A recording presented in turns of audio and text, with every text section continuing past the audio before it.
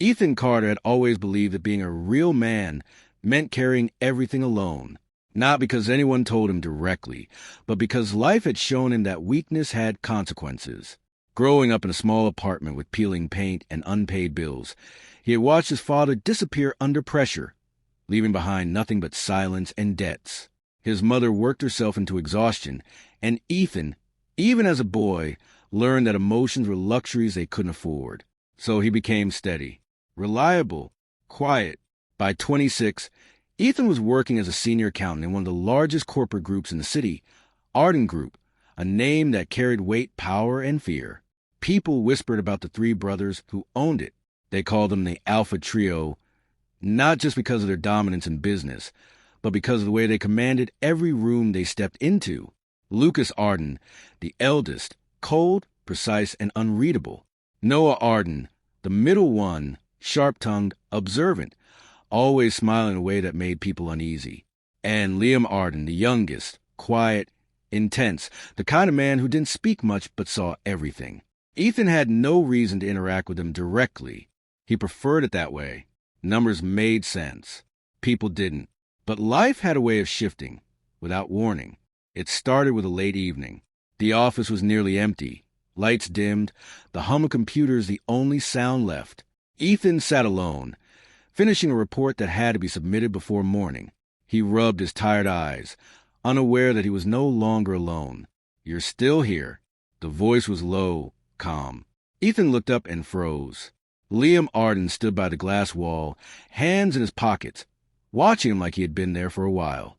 "Yes, sir," Ethan replied quickly, standing up, just finishing the quarterly audit. Liam didn't move closer immediately. He simply studied him, eyes lingering a moment longer than necessary. "Sit," Liam said softly. Ethan hesitated, then obeyed. Silence stretched between them, heavy but not uncomfortable. Liam stepped closer, placing a file on Ethan's desk. "This doesn't add up," he said, tapping a page. Ethan leaned in, scanning the numbers. Within seconds, his brows furrowed. "You're right. This shouldn't be possible," he murmured. "Then find out why," Liam replied. It wasn't a command shouted with authority. It was quiet, controlled, but Ethan felt the weight of it more than any order. That night changed everything. What started as a small discrepancy turned into something much larger. Hidden transactions, falsified accounts, a network of internal corruption that reached deeper than anyone expected. And somehow, Ethan became the center of it. For days, he worked closely with the Arden brothers. Lucas handled the strategy. Noah dug into people, extracting truths like it was a game. And Liam stayed near Ethan, always watching, always present. At first, Ethan told himself it was just work, that the attention meant nothing. But there were moments he couldn't ignore, like when Liam silently placed a cup of coffee beside him after noticing he hadn't eaten, or when Noah leaned too close, smiling as he said, "You're different, Ethan, not afraid of us like the others." Or when Lucas, without looking up from his papers, said, "He's the only one we can trust right now." Trust. It was a dangerous word.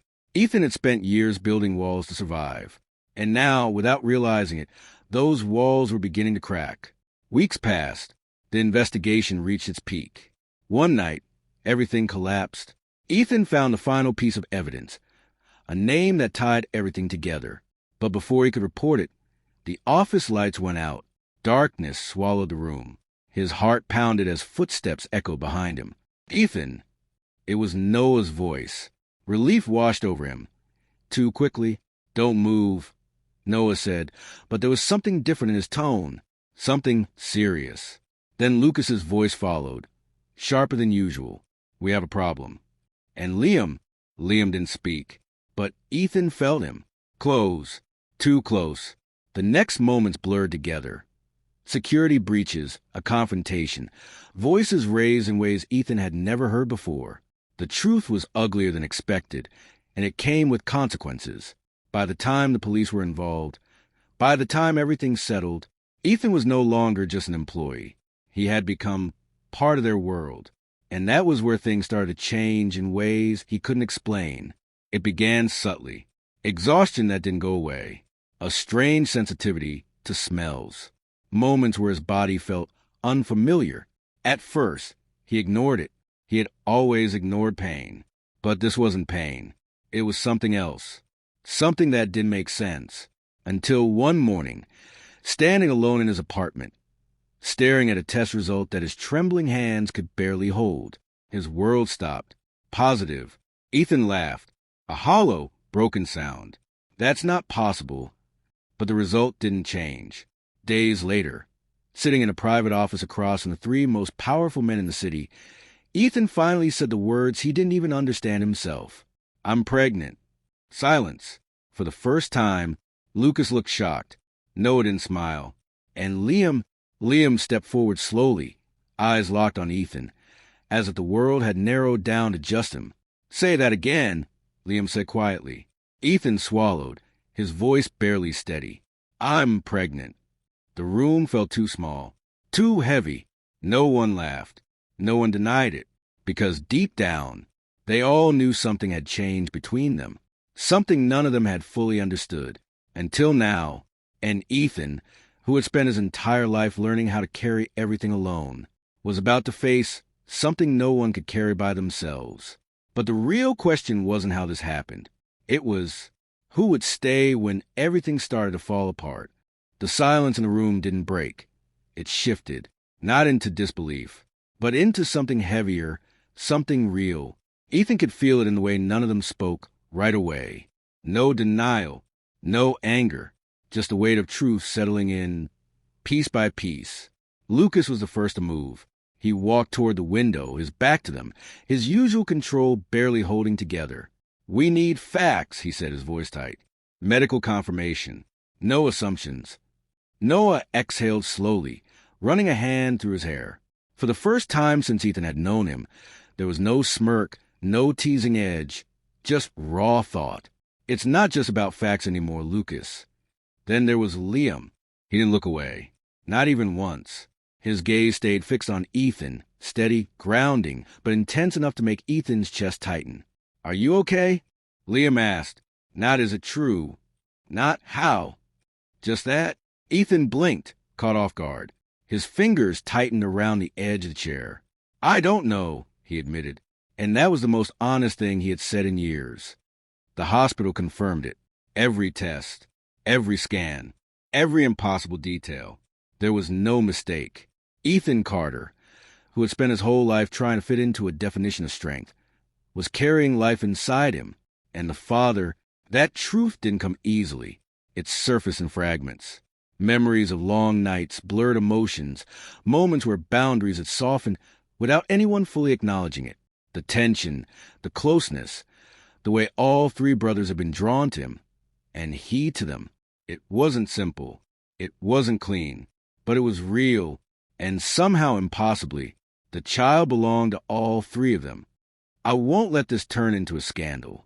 Lucas's voice cut to the room days later, sharp and controlled again, but now driven by something deeper. This isn't about the company. Noah snapped back, frustration finally breaking through. This is about him. Ethan stood near the doorway, unnoticed at first. About him. Those words felt strange, unfamiliar. Liam saw him first. Ethan, he said softly. The argument stopped instantly.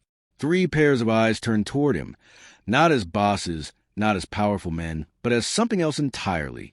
Something uncertain. Ethan stepped inside slowly. I don't need protection, he said quietly. And I don't need this to be turned into a problem to solve. Lucas frowned. This affects everything. I know, Ethan replied. Then he looked at all 3 of them, his voice steady but vulnerable in a way it had never been before. But this is my life. Silence again. But this time, it wasn't heavy. It was listening. The months that followed weren't easy. There were whispers, rumors, confusion that couldn't be explained away.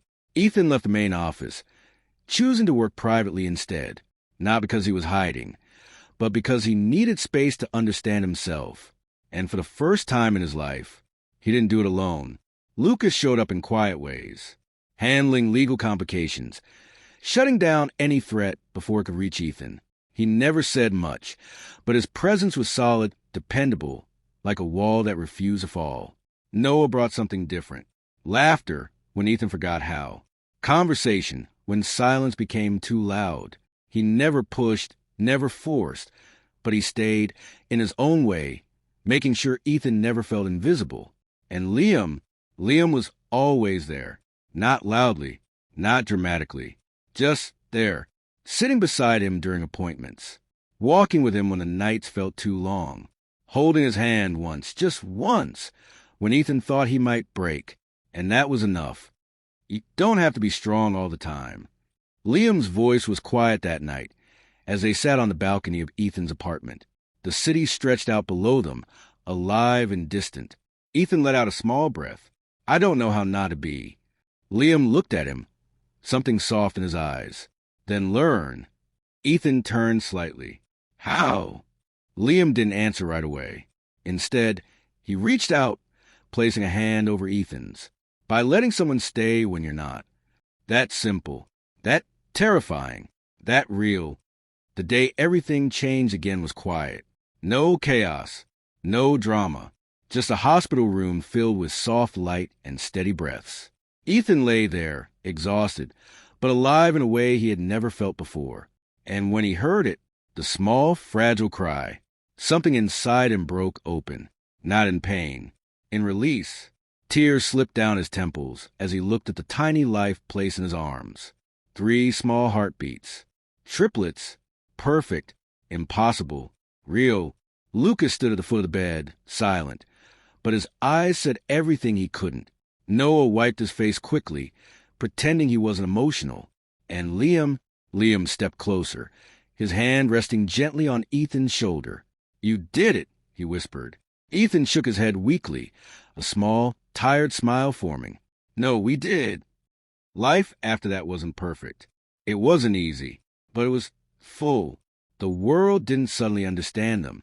People still questioned, still judged, still tried to fit them into boxes that didn't exist. But inside their world, there was something stronger. Lucas learned how to slow down. Noah learned how to stay. Liam learned how to speak what he felt. And Ethan learned that being a real man had never been about carrying everything alone. It was about knowing when to let others carry you too. Years later, on a quiet afternoon, Ethan stood in the doorway of their home, watching the chaos unfold inside. 3 children running around, laughter filling every corner. Lucas trying and failing to maintain order. Noah making it worse on purpose. And Liam standing in the middle of it all, calm but smiling in a way Ethan had never seen before him. Dad! The voices came all at once. Ethan smiled, not the quiet, guarded smile he used to wear, but something open, something free, something whole. And as he stepped forward into the life he never thought he'd have, he realized something simple. Silence hadn't disappeared. It had just learned how to breathe,